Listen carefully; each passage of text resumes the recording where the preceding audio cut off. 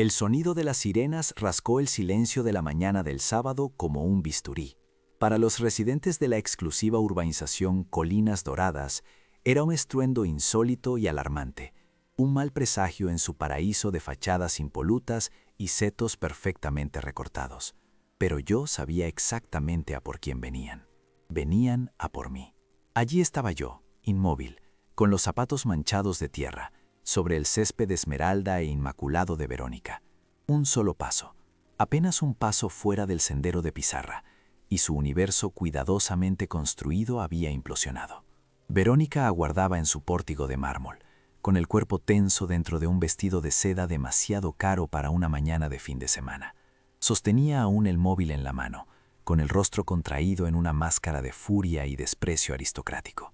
A su lado, Ricardo, su marido, exhibía una sonrisa de puro escarnio, con los brazos cruzados sobre una camisa de lino que probablemente costaba más que mi alquiler mensual. Eran la viva imagen del privilegio ofendido, un cuadro grotesco de arrogancia que el destino estaba a punto de descolgar de la pared. «Ya están aquí, por fin», gritó hacia los dos agentes que descendían del coche patrulla, apuntándome con un dedo coronado por una uña roja y afilada. «Este individuo ha allanado mi propiedad. Exijo que lo detengan por violación de domicilio». El agente más veterano, un hombre de hombros anchos y mirada cansada, me evaluó de arriba abajo. Mi sencilla ropa de trabajo, mis manos encallecidas, mi rostro aún marcado por un luto reciente. Yo era la encarnación perfecta del don nadie que Verónica necesitaba para alimentar su narrativa de superioridad.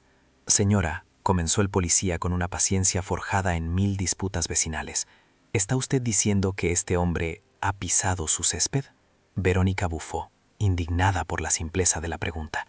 «Lo ha contaminado», escupió las palabras con veneno. «Mire sus zapatos.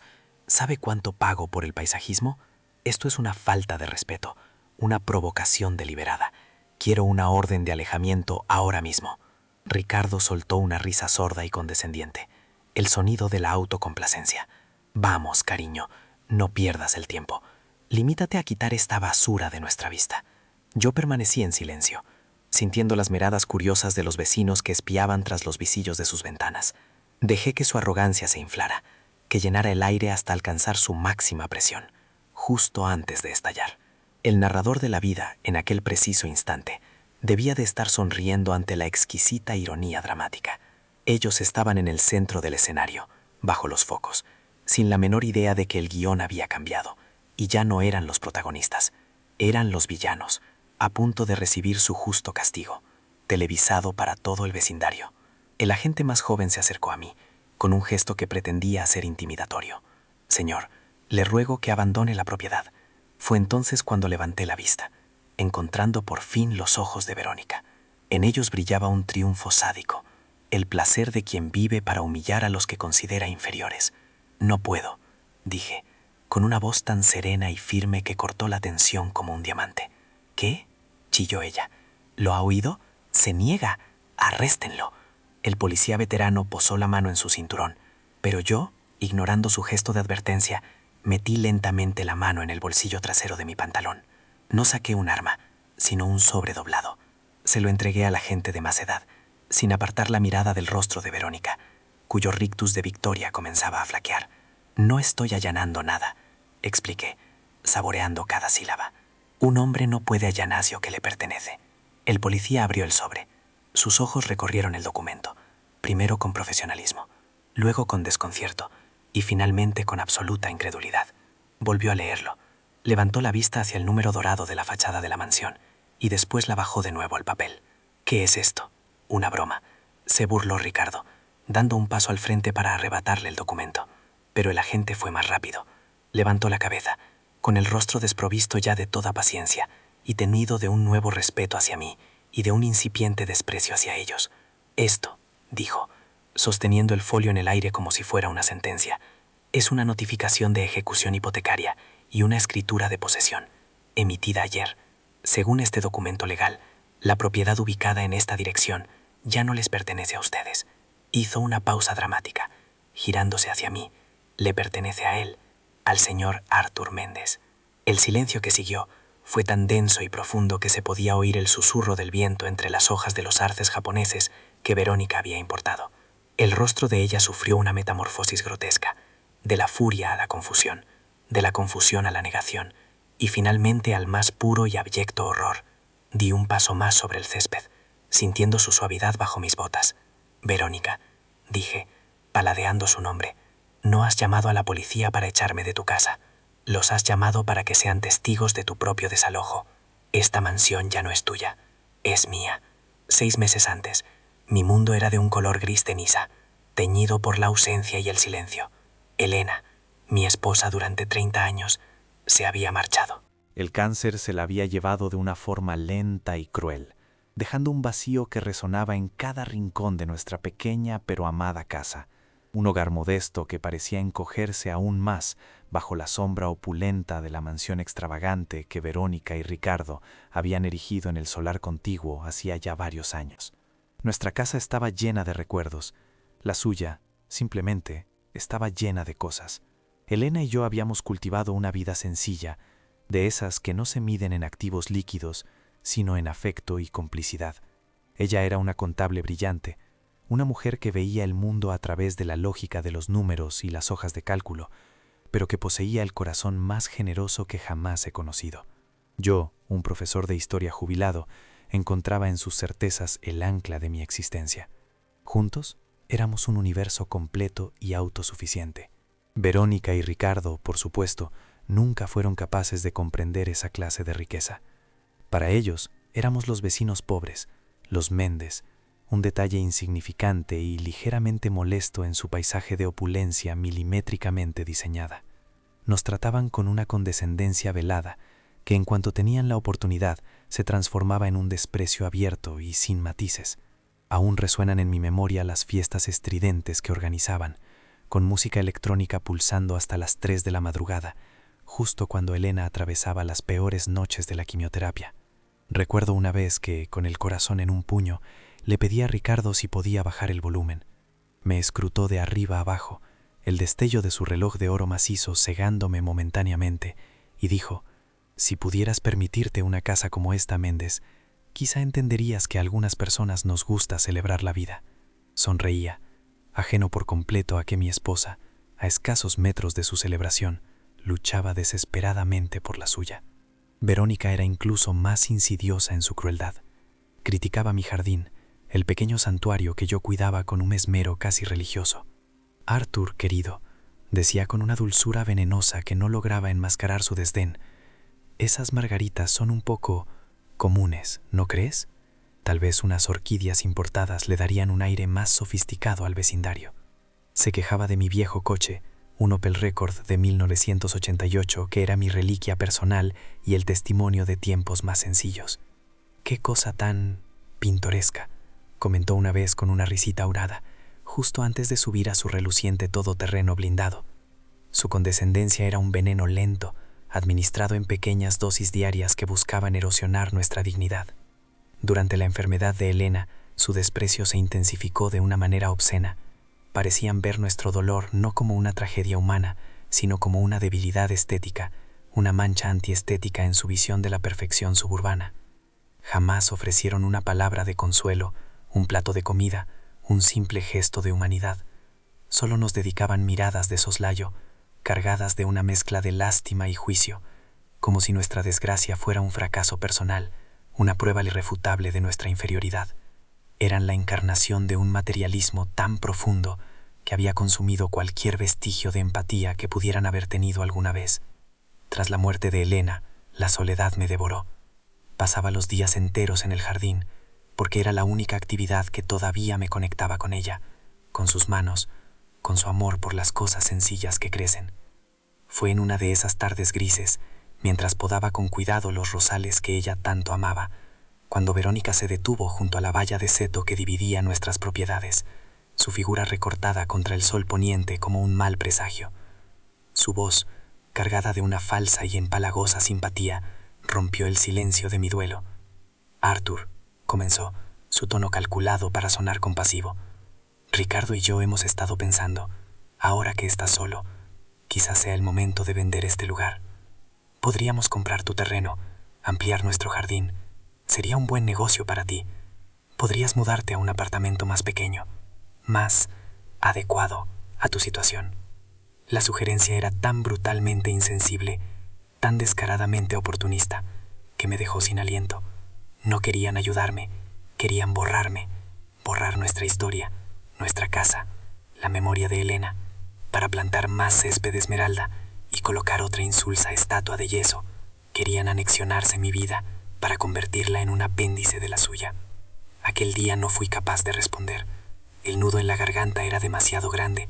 Simplemente me di la vuelta y regresé al interior de mi casa, sintiendo su risa contenida a mi espalda, un sonido que se clavó en mi alma como un puñal de hielo. Soporté la humillación en silencio, como había soportado tantas otras, aferrándome a la dignidad que Elena siempre me había enseñado a preservar. No podía saberlo en aquel instante, pero mi difunta esposa, desde la quietud de su ausencia, me había dejado un último regalo. No era solo una herencia, era la llave maestra para impartir una justicia impecable y devastadora. Una semana después de aquella conversación humillante con Verónica, recibí una llamada del doctor Figueiredo, el abogado de Elena durante décadas. Solicitó una reunión urgente para discutir el testamento. Yo esperaba una conversación sencilla, un trámite doloroso pero predecible. Elena y yo no teníamos hijos, y di por sentado que todo lo que poseíamos, la casa, unos modestos ahorros, pasaría a mi nombre sin mayor complicación. El despacho del doctor Figueiredo ocupaba una planta en un edificio antiguo del centro de la ciudad, un lugar que olía a libros encuadernados en piel y a seriedad centenaria. Me recibió con un abrazo cálido, un gesto que agradecí profundamente. Era un hombre amable, de maneras pausadas, que conocía la inteligencia de Elena mejor que nadie. «Arthur, siento muchísimo tu pérdida», comenzó, sirviéndome un café solo en una taza de porcelana fina. Elena era una mujer extraordinaria, mucho más de lo que jamás imaginaste. Se sentó tras su imponente escritorio de caoba maciza y abrió una gruesa carpeta de cuero, repleta de documentos que parecían susurrar secretos. «Arthur, Elena me pidió expresamente que solo te revelara la totalidad de sus bienes después de su partida. Era una mujer increíblemente discreta». Asentí, confundido por sus palabras. Discreta. Creía que lo conocía todo sobre ella. Compartimos 30 años de vida. El doctor Figueiredo esbozó una sonrisa enigmática, casi paternal. Conocía su corazón, Arthur, que era lo más importante. Pero su mente operaba en un nivel completamente diferente. Tu esposa no era solo una contable. En los últimos 20 años se convirtió en una inversora formidable, silenciosa, pero absolutamente genial. Con un gesto solemne, deslizó una serie de documentos sobre la superficie pulida del escritorio. Eran extractos de cuentas de inversión, títulos de propiedad, registros de sociedades mercantiles. Los números que aparecían en ellos eran tan astronómicos que mi cerebro de profesor de historia tardó varios segundos en procesarlos. No eran miles, eran millones. Decenas de millones de euros en activos líquidos, fondos fiduciarios y patrimonio inmobiliario. Me quedé en estado de shock, con la boca seca. ¿Cómo? ¿Cuándo ha ocurrido todo esto? Mi voz era apenas un susurro incrédulo. Empezó con muy poco, con parte de su salario, hace mucho tiempo, explicó el abogado, su voz teñida de admiración. Tenía un talento natural para ver lo que nadie más veía, para identificar oportunidades donde otros solo percibían riesgo. Construyó un imperio, Arthur, un imperio silencioso, registrado a nombre de un holding que ella misma creó, H.M. Legado. Mi cabeza daba vueltas. La mujer con la que había compartido mi vida, la que se preocupaba por los cupones de descuento en el supermercado y remendaba mis camisas, era una magnate financiera. Nunca dijo una sola palabra. El lujo nunca la atrajo. Para ella, invertir era un juego, un rompecabezas intelectual que la mantenía activa y desafiada. Y como estaba a punto de descubrir, también era una sofisticada red de seguridad. Pero hay algo más, continuó el doctor Figueiredo, extrayendo otro dossier de la carpeta de cuero. Me entregó un archivo con una etiqueta pulcramente escrita, vecinos. Mi corazón de un vuelco. Dentro había un análisis financiero exhaustivo de la vida de Verónica y Ricardo, extractos de tarjetas de crédito filtrados, informes de deuda detallados, evaluaciones de riesgo crediticio. Elena, mi metódica y brillante Elena, lo había investigado absolutamente todo. Viven de las apariencias, Arthur, sentenció el abogado con seriedad. La mansión, los sedanes alemanes de lujo, las joyas de diseño, todo está financiado hasta el límite. Su deuda es astronómica. Se están hundiendo, y muy deprisa. Y entonces, con un movimiento casi teatral, me mostró el último documento, el más importante de todos, la pieza clave de un plan maestral que se había estado gestando en silencio durante años. Hace unos 2 años, explicó, El banco que poseía la hipoteca principal de la casa de tus vecinos estaba vendiendo carteras de deudas de alto riesgo para sanear sus cuentas. Elena, a través de HM Legado, adquirió esa cartera, incluida, por supuesto, la hipoteca de la mansión de al lado. Lo miré fijamente, tratando de asimilar la enormidad de lo que estaba escuchando. El abogado se inclinó hacia adelante, sus ojos brillando con una mezcla de respeto por su difunta clienta y satisfacción por la justicia inminente. Artur, dijo, bajando la voz, durante los últimos 2 años, las cuotas de la hipoteca que Verónica y Ricardo pagaban religiosamente no iban a parar a un banco, iban a parar a tu esposa. Y desde hace 3 meses han dejado de pagar. Están en situación de impago. La revelación me golpeó como un rayo. Elena, mi dulce y tranquila Elena, había comprado la soga con la que sus arrogantes vecinos acabarían ahorcándose. Vio la podredumbre que se escondía tras la fachada dorada. Los vio tal y como eran, un castillo de naipes esperando una simple ráfaga de viento, y se aseguró de que cuando ese castillo se derrumbara, la justicia estuviera de nuestro lado. ¿Qué significa todo esto exactamente?, pregunté, con la voz temblorosa por la emoción. El doctor Figueiredo se recostó en su sillón de cuero, con una expresión de triunfo contenido. Significa, dijo, saboreando cada sílaba, que como único heredero de HM Legado, tú eres el acreedor, y tienes todo el derecho legal de ejecutar la deuda y tomar posesión inmediata del inmueble. En ese preciso instante, la imagen de Verónica ofreciéndome dinero por mi casa, la risa condescendiente de Ricardo, la acumulación de años de humillaciones, todo volvió a mi mente con una claridad meridiana. Pero no sentí sed de venganza, sentí una profunda necesidad de dignidad. Era una cuestión de honorar a la mujer brillante que me había protegido incluso desde más allá de la muerte. Mientras Verónica exhibía su último convertible deportivo, no tenía la más remota idea de que la escritura de su vida estaba, figuradamente, en el cajón del escritorio de la mujer a la que tanto había despreciado. Y yo, el viudo silencioso y afligido, sostenía ahora el mazo del juez. El silencio que se cernió sobre el césped de esmeralda fue más atronador que cualquier sirena. Era un vacío denso, pesado, en el que el rostro de Verónica pareció congelarse, una escultura grotesca de incredulidad y horror. Sus labios, pintados de un rojo agresivo, se separaron, pero ningún sonido emergió. Fue Ricardo quien reaccionó primero, con la brusquedad de un animal acorralado. Dio un paso adelante, le arrebató el documento de la mano al agente de policía, y sus ojos, antes cargados de un desdén divertido, ahora volaban sobre las líneas del texto con una desesperación creciente y palpable. Verónica finalmente encontró su voz, aunque era un graznido agudo y desagradable, despojado de toda su estudiada sofisticación. «Esto es absurdo, una falsificación», chilló, su dedo enjollado ahora temblando mientras me señalaba. «Este don nadie ha falsificado unos papeles para intimidarnos. Deténganlo. Nuestro abogado deshará este montaje». En ese preciso instante, la imagen de Verónica ofreciéndome dinero por mi casa, la risa condescendiente de Ricardo, la acumulación de años de humillaciones, todo volvió a mi mente con una claridad meridiana. Pero no sentí sed de venganza, sentí una profunda necesidad de dignidad. Era una cuestión de honorar a la mujer brillante que me había protegido incluso desde más allá de la muerte.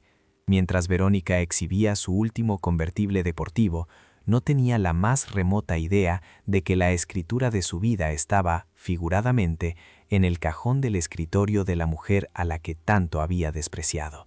Y yo, el viudo silencioso y afligido, sostenía ahora el mazo del juez. El silencio que se cernió sobre el césped de esmeralda fue más atronador que cualquier sirena. Era un vacío denso, pesado, en el que el rostro de Verónica pareció congelarse, una escultura grotesca de incredulidad y horror. Sus labios, pintados de un rojo agresivo, se separaron, pero ningún sonido emergió. Fue Ricardo quien reaccionó primero, con la brusquedad de un animal acorralado. Dio un paso adelante, le arrebató el documento de la mano al agente de policía, y sus ojos, antes cargados de un desdén divertido, ahora volaban sobre las líneas del texto con una desesperación creciente y palpable. Verónica finalmente encontró su voz, aunque era un graznido agudo y desagradable, despojado de toda su estudiada sofisticación. «Esto es absurdo, una falsificación», chilló, su dedo enjollado ahora temblando mientras me señalaba. «Este don nadie ha falsificado unos papeles para intimidarnos. Deténganlo. Nuestro abogado deshará este montaje ridículo en 5 minutos. Su actuación era magnífica en su histeria, un último intento desesperado por reescribir la realidad a través de la pura fuerza de su voluntad y su estatus social, sin entender que ambos acababan de evaporarse. Ricardo, sin embargo, se quedó mudo. Su rostro había perdido todo color, adquiriendo la tonalidad grisácea del pánico financiero. Sus ojos se detuvieron en una línea específica del documento, en una sigla que para él, en ese instante, debió de parecer el epitafio de su vida de lujos. Levantó la vista, no hacia mí, sino hacia el cielo, como si buscara una respuesta divina, y luego susurró las iniciales con un terror reverencial. H. M. Legado. Su mirada finalmente cayó sobre mí, y la comprensión, fría y aniquiladora, se abrió paso en su expresión. H. M. repitió, la voz rota. Elena Méndez. La mención del nombre de mi esposa en sus labios fue como una profanación, pero también fue el golpe de gracia. Asentí lentamente, sin apartar la mirada de Verónica, que ahora lo observaba él, buscando en su marido un ancla en medio de la tormenta. Sí, dije, mi voz serena contrastando violentamente con su caos. La mujer a la que ignorabais, la mujer cuyo dolor os servía de entretenimiento. Resulta que mientras vosotros coleccionabais deudas para financiar vuestro teatro de la opulencia, ella construía un imperio en silencio, y sabía que la gente como vosotros siempre acaba por destruirse a sí misma. Ella solo se aseguró de comprar un asiento en primera fila para ver la función. Aquellas palabras rompieron el último dique de contención de Verónica. Lanzó un grito que no era humano, un alarido de pura rabia y humillación. Mentirosas. Ella era una contable de barrio, una mujer gris y sin ambición, igual que tú, escupió, el veneno goteando de cada sílaba. No podéis hacernos esto a nosotros. Mira esta casa, mira nuestros coches. Nosotros pertenecemos a este lugar. Tú no eres más que un jardinero venido a más, un viejo resentido que vive en una pocilga. Se giró hacia los vecinos, que ahora salían de sus casas, atraídos por el espectáculo. No os quedéis ahí mirando. ¿Van a permitir que esta basura nos eche de nuestra propia casa? Su apelación a la solidaridad de clase se encontró con un muro de silencio y miradas incómodas. Nadie se movió. Su poder social, su única arma real, se había desintegrado en el aire de la mañana. El agente más veterano, cuya paciencia se había agotado por completo, dio un paso adelante, interponiéndose entre ella y yo. Su voz fue grave y definitiva, el sonido de la autoridad innegociable. Señora, el documento es legal, ha sido verificado y está sellado por un tribunal. Legalmente, a partir de este momento, ustedes son los intrusos aquí. Le sugiero que se calme. Calmarme, se burló ella, con una risa que bordeaba la locura. ¿Sabe usted quiénes somos? Pagamos su sueldo con nuestros impuestos. Exijo hablar con su superior. Era el último y patético recurso del privilegiado, la creencia de que las reglas son para los demás. El policía ni siquiera parpadeó. Mi sueldo lo paga el Estado, señora. Y ahora mismo, la ley dice que si no abandonan la propiedad del señor Méndez de inmediato, tendré que detenerlos por desacato y allanamiento de morada. La frase «la propiedad del señor Méndez» resonó en el aire, sellando el traspaso de poder de una forma tan brutal y pública que Verónica pareció encogerse físicamente. Todo su cuerpo, antes tenso y erguido por la arrogancia, se desinfló. Ricardo, por su parte, había dejado caer el documento al suelo. Estaba mirando su sedán alemán de lujo aparcado en la entrada, como si lo viera por primera vez, no como un símbolo de estatus, sino como un activo a punto de ser liquidado. El sudor frío que perlaba su frente era visible incluso a varios metros de distancia. Los teléfonos móviles de los vecinos ya estaban en alto, grabando sin disimulo la implosión del matrimonio más envidiado y detestado de Colinas Doradas. La humillación ya no era solo legal o financiera, era social, el tipo de deshonra pública que para gente como ellos era peor que la propia muerte. Su reputación, ese delicado tapiz tejido con mentiras y apariencias, se estaba deshaciendo hilo a hilo ante la audiencia que más les importaba. Verónica me miró una última vez, sus ojos inyectados en sangre suplicando y maldiciendo al mismo tiempo. «Arthur, por favor», comenzó, su voz ahora un susurro lastimero. «Hemos sido vecinos durante años. No puedes hacernos esto». La hipocresía era tan densa que casi se podía tocar. Era un intento desesperado de apelar a una humanidad que ella misma se había esforzado en pisotear durante años. Me acerqué un paso más, lo suficiente para que solo ella pudiera oírme. «¿Vecinos, Verónica?», le pregunté, mi voz tan fría como el mármol de su pórtico. Un vecino ofrece una palabra de consuelo, no se burla de la quimioterapia. Un vecino respeta el luto, no intenta comprar la casa de un viudo para ampliar su jardín una semana después del funeral de su esposa. Hice una pausa, dejando que la verdad de mis palabras la golpeara. Vosotros nunca fuisteis vecinos. Fuisteis un recordatorio constante de que el dinero puede comprar una mansión, pero jamás podrá comprar la clase. Y Elena, mi querida Elena, os ha dado una lección magistral sobre la diferencia entre ambas cosas.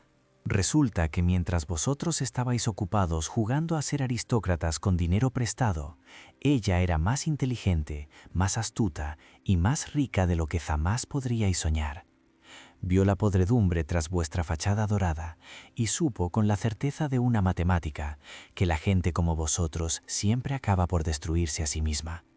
Ella no provocó vuestra caída. Simplemente compró un asiento en primera fila para asegurarse de que, cuando ocurriera, la justicia estuviera servida.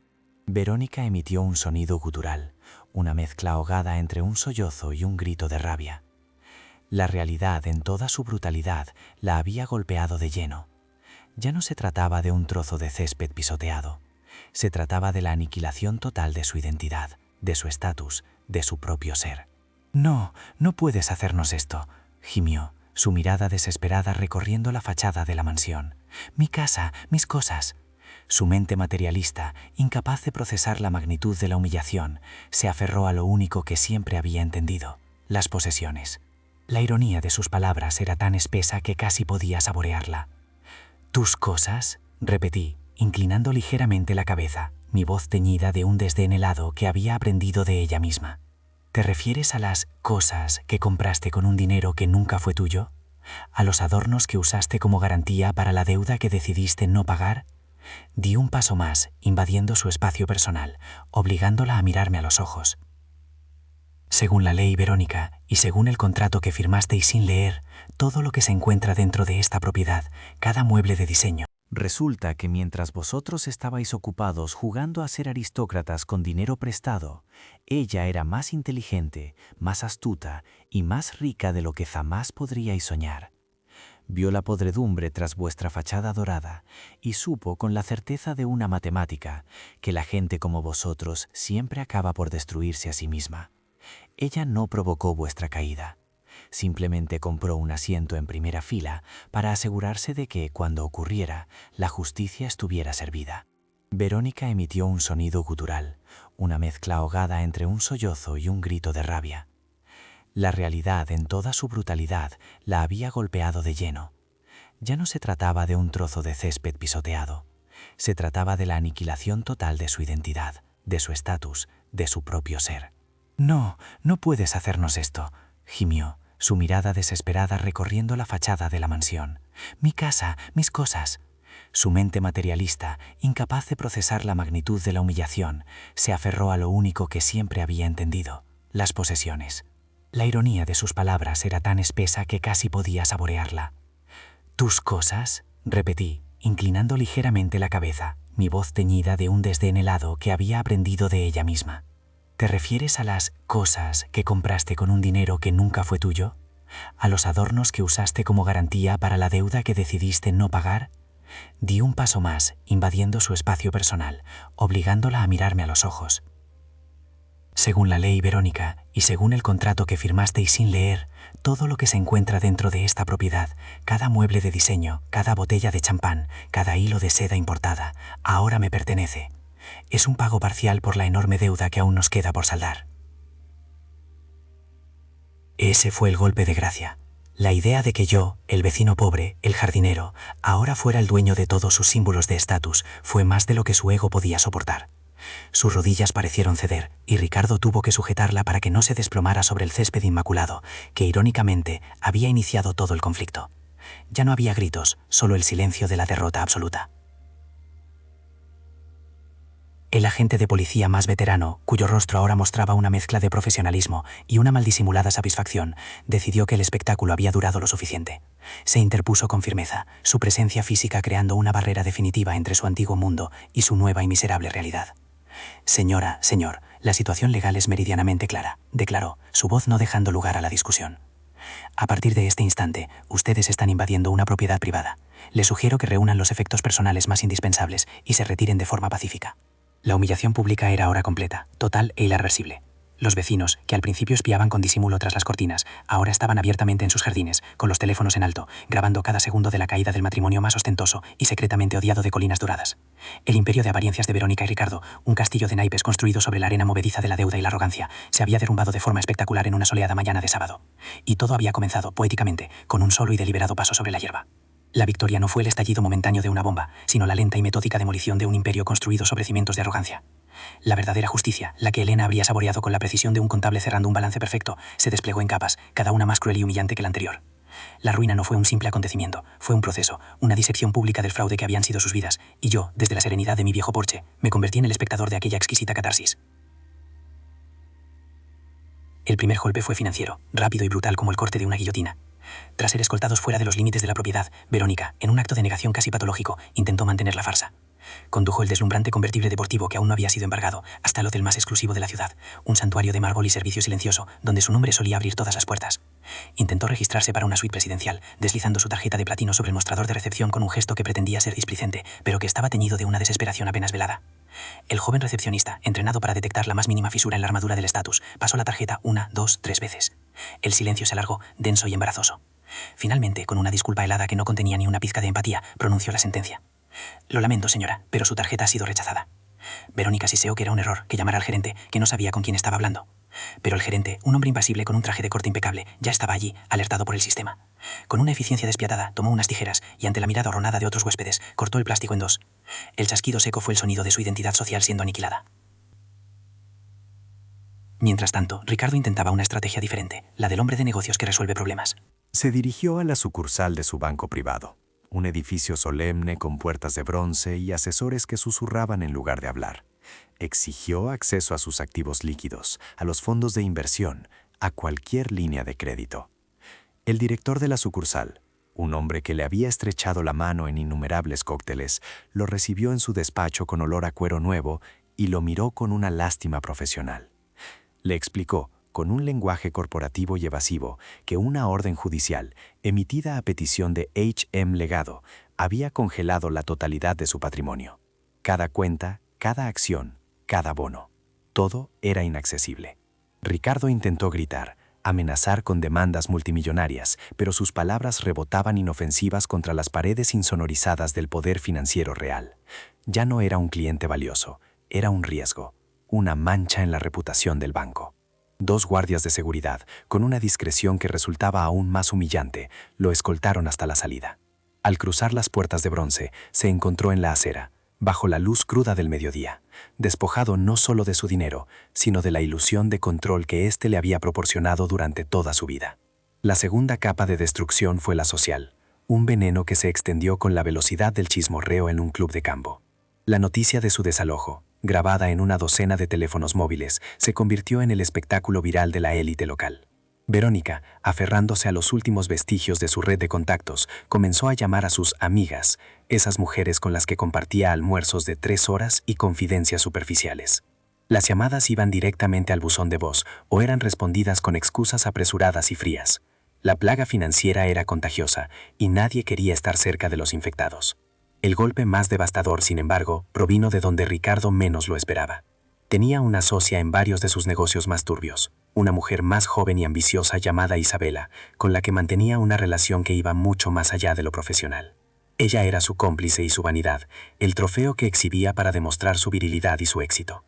Creyendo que aún podía contar con su lealtad, o al menos con su discreción, Ricardo la llamó desde un teléfono público, su voz un ruego desesperado. La respuesta de Isabela fue un témpano de hielo. No hubo consuelo, ni promesas de ayuda. Solo una pregunta, directa y brutal. ¿Es cierto que lo has perdido todo?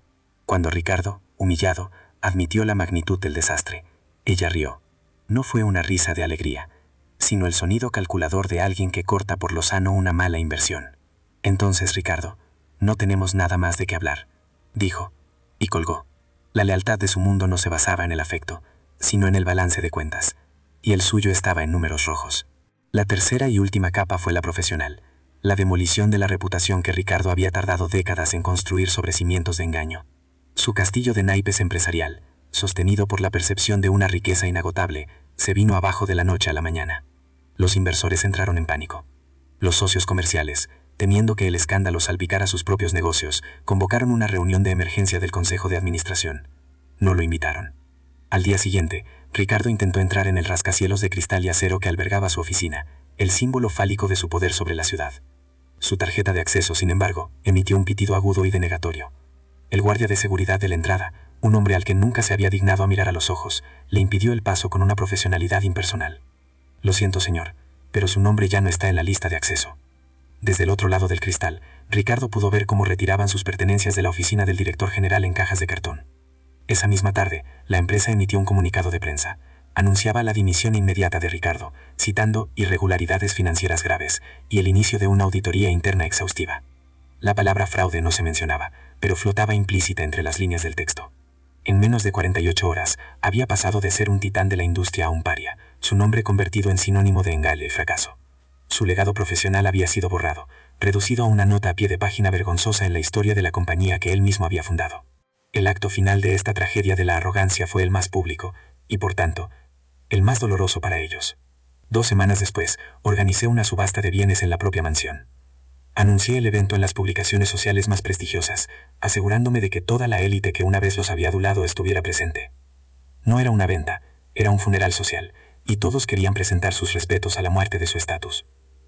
La multitud que llenó los salones de la mansión era un mar de rostros conocidos para Verónica y Ricardo, que observaban desde el otro lado de la calle, ocultos tras unas gafas de sol baratas, incapaces de apartar la mirada del desmantelamiento de su vida.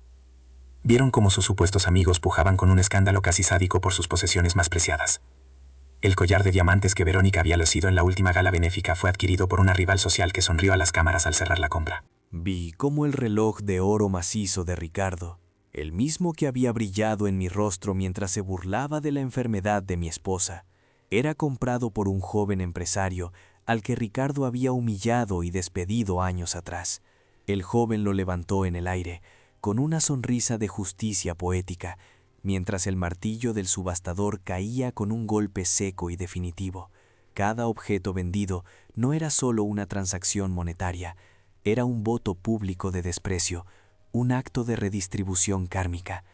La humillación alcanzó su clímax cuando el subastador presentó el lote final, el deslumbrante convertible deportivo rojo.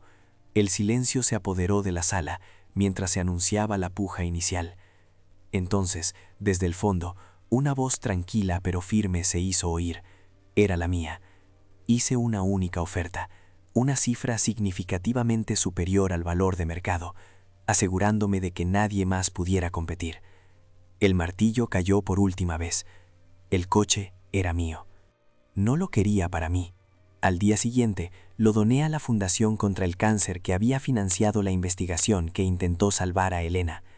El símbolo de su vanidad más superficial se transformó en un activo para la causa que ellos habían ignorado con tanto desdén.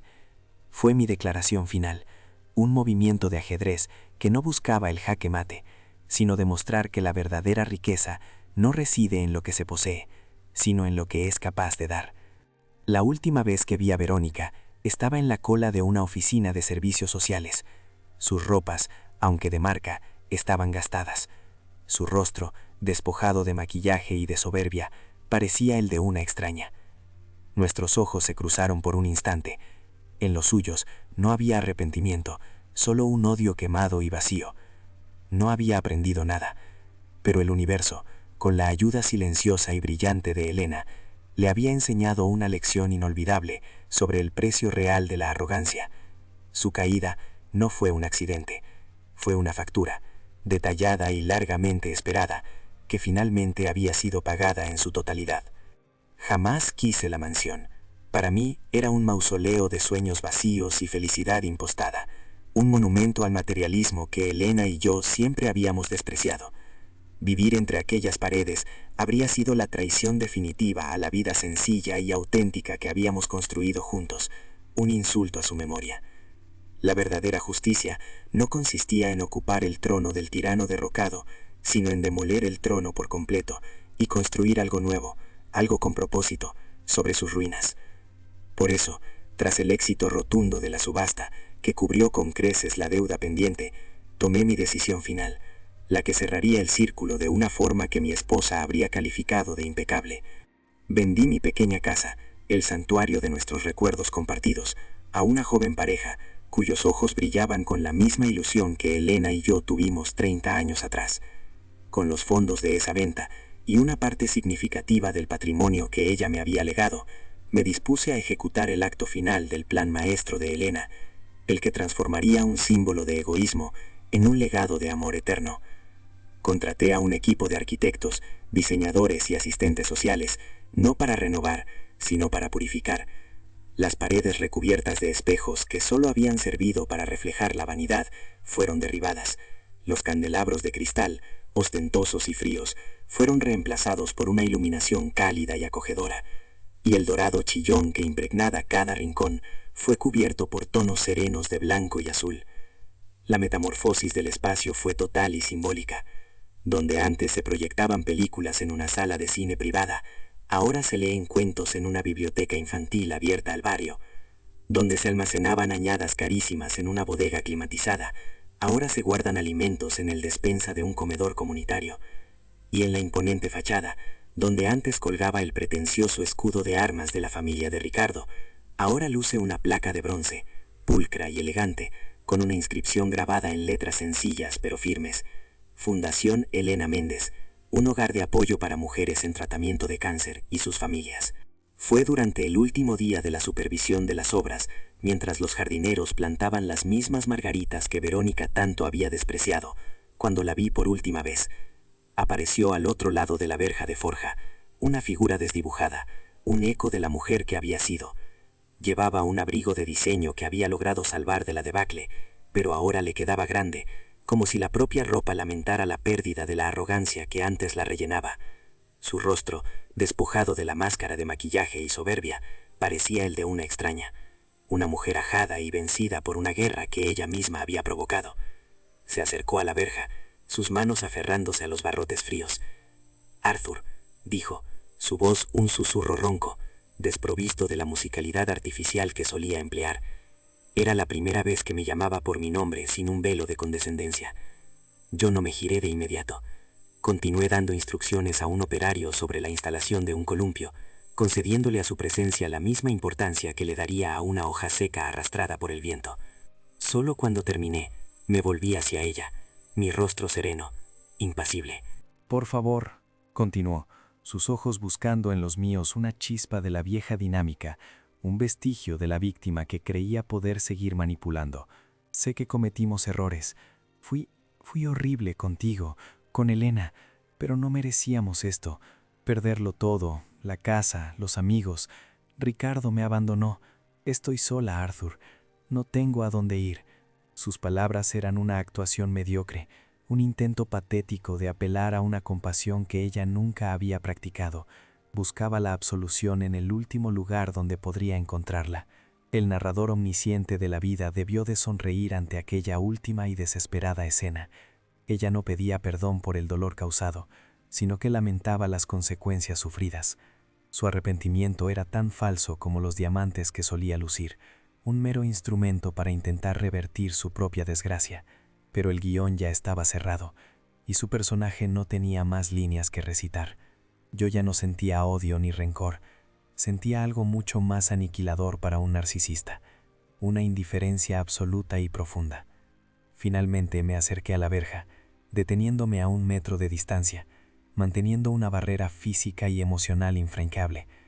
La miré directamente a los ojos, no con dureza, sino con la distancia clínica de un médico que certifica una defunción.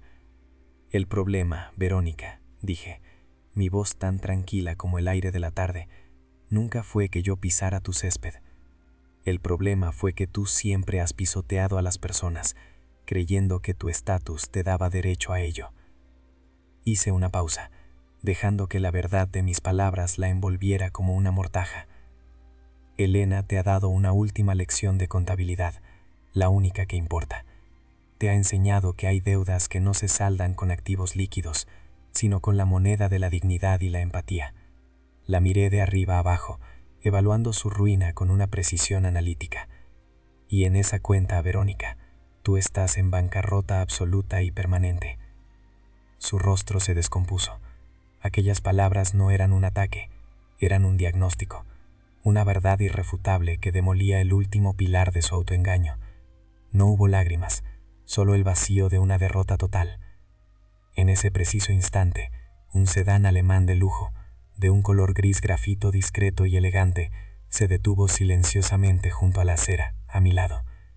No era el convertible deportivo y llamativo de Ricardo. Era el vehículo de un hombre que no necesita anunciar su poder, porque lo posee de verdad. El chofer, un hombre de uniforme impecable, descendió y me abrió la puerta trasera. Me giré, dándole la espalda a Verónica sin una palabra más. Le di una última mirada a la fundación, al legado de mi esposa floreciendo sobre las cenizas de su vanidad, y sentí una paz inmensa. La mejor venganza no era verla sufrir, era saber que su crueldad había sido el catalizador involuntario de algo hermoso y bueno. Me introduje en el silencioso y lujoso interior del coche. El sonido de la puerta al cerrarse fue suave pero definitivo, como el de la tapa de un libro cuya historia ha concluido para siempre. Mientras el coche se alejaba con una suavidad impecable, eché un último vistazo por el espejo retrovisor. La figura de Verónica se hacía cada vez más pequeña, una mancha insignificante en la acera, sola, abandonada frente a la verja de una casa que ya no era suya y que ahora representaba todo lo que ella nunca podría llegar a ser.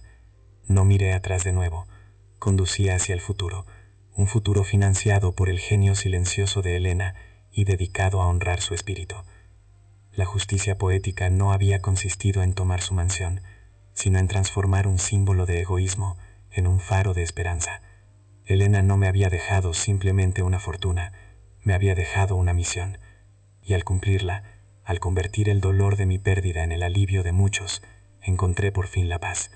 Y ese, ahora lo sabía con certeza, había sido su plan desde el principio.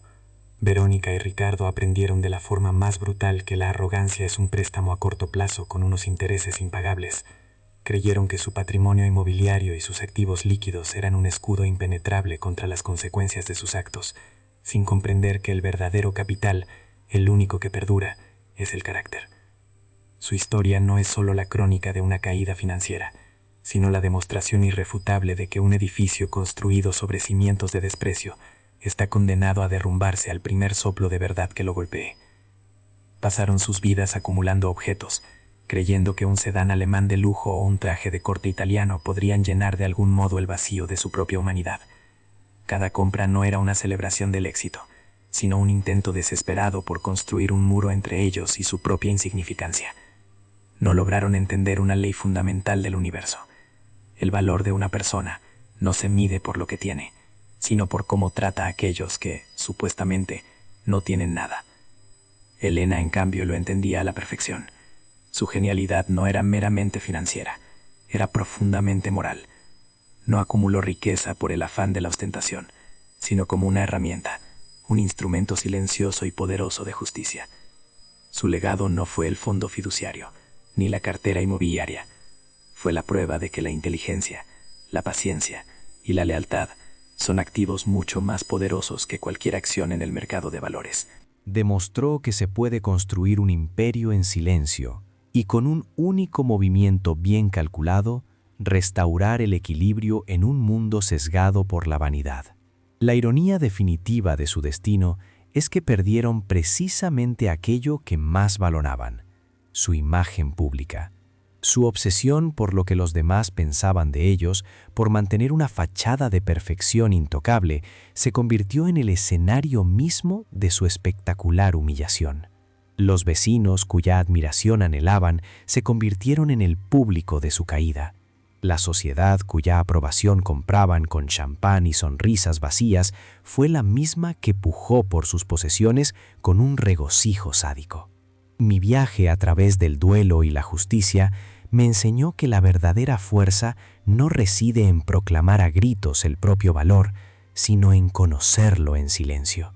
Mientras ellos estaban ocupados representando sus vidas para una audiencia, yo estaba honrando una vida que había sido vivida de verdad. El corte frío de la deslealtad y la humillación puede parecer insoportable, pero es en esos momentos de resistencia silenciosa donde se siembran las semillas de la verdadera victoria. Esperar el momento oportuno no es un signo de debilidad, sino la máxima exhibición de poder estratégico. Al final, esta historia es un espejo. Refleja una verdad que a menudo olvidamos en un mundo obsesionado con las apariencias. Lo que se construye sobre mentiras, tarde o temprano, será consumido por la verdad. El frío mármol de un juzgado, el tenso silencio de una sala de juntas, el tintineo de las copas de cristal en una gala, todos son solo escenarios. El verdadero drama se desarrolla en nuestro interior, en las decisiones que tomamos cuando creemos que nadie nos observa. Verónica y Ricardo creían que no estaban siendo observados, pero Elena, con sus meticulosas hojas de cálculo, era la observadora más atenta de todas.